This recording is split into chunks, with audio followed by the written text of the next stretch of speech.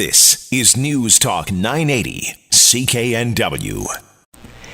It's hard to believe. The countdown is on for filing your taxes. We've got, 26 days to go before the May 1st deadline.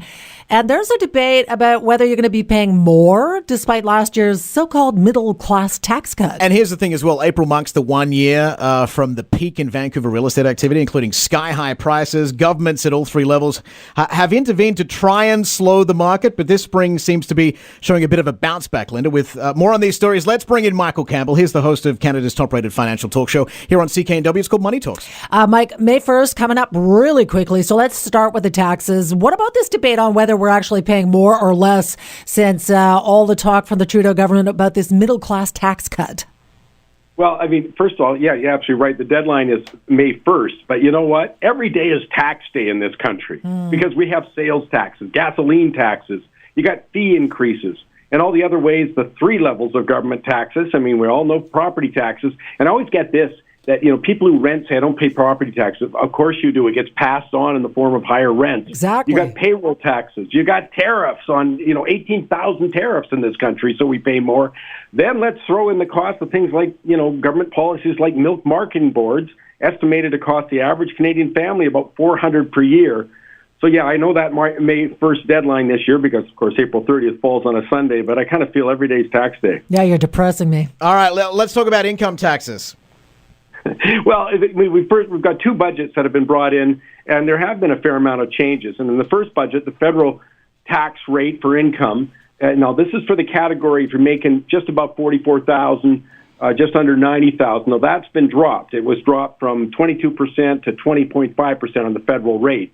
By the way, let me just translate that. The government estimates that single individuals, will see an average tax reduction of about $330 every year. Couples will see an average tax reduction of $540 if you fall in that category. But let me just give you a couple of caveats because the rate decrease is for that level of income, but it still impacts people earning up to about $200,000. They will benefit there. Now, if you're making over $200,000, believe me, you are paying more. We've had increases provincially, federally. In fact, that we're tied with France, which I'm not sure is a good thing. We're the bronze medalists here for the highest marginal tax rate in the world. It seems like we're working toward being number one. Certainly they are in places like New Brunswick, by the way. But so that's on that side. But let's take the tax increases. These are smaller things, like the tax-free savings account. It's a big difference if your annual contribution limit was the old $10,000. Now it's $5,500. So you're paying... You have, on $4,500 extra income, you're paying some tax on whatever you make on your investment account. Everybody's going to be paying this if you're working. Increased employment insurance contributions. I mean, it depends how much you make, but I think you can count on about $200 coming out of your pocket. By the way, starting next year, you got the increase in Canada Pension Plan contributions for several years. We lost the transit tax credit, which for some people is going to be very significant. We don't lose it until July 1st.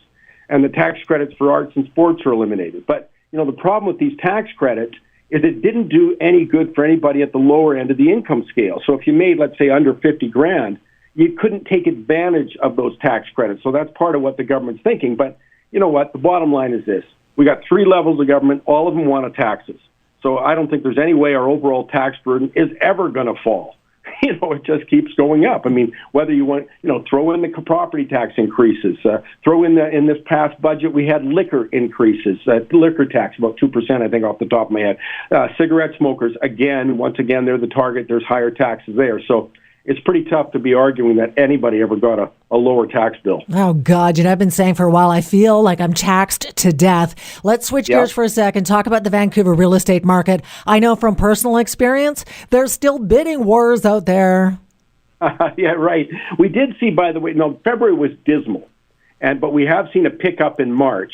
But here's the thing, though. We got to remember, as Drex, you were saying right off the top, March, April last year was the peak. We sort of talked a lot more about the summer being the peak when they brought in that foreign buyers tax, but it really was March, April period. Well, we're 31%.